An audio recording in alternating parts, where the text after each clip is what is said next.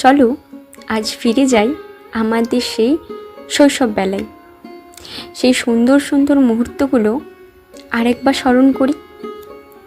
মনে পড়ে ছোট্টবেলার সেই মুহূর্তগুলো, মায়ের সেই বকুনি, সকালবেলা ঘুম থেকে উঠে আগে টিউশন যাও, তারপর ফিরে এসে স্নান করো, খাওয়া দাওয়া করো, তারপর যাও স্কুলে।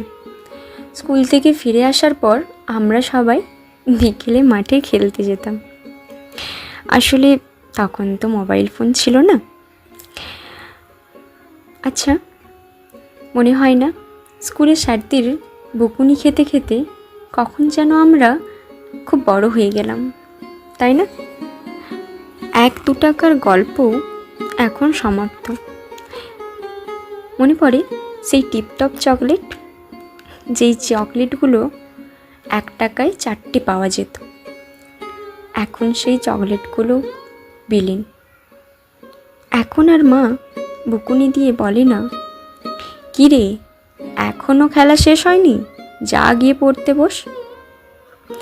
বাড়ির ওই বোকা বাক্সটাও আজ স্তব্ধ। স্কুলের দরজার সামনে গিয়ে দাঁড়ালেই সেই সুন্দর মুহূর্তগুলো যেন স্পষ্ট হয়ে ওঠে। মনে হয় আবারও যদি ফিরে যেতে পারতাম সেই সুন্দর শৈশববেলায়। তখন যুগটা হয়তো এতটা উন্নত ছিল না, কিন্তু সময়টা ভীষণ মূল্যবান ছিল।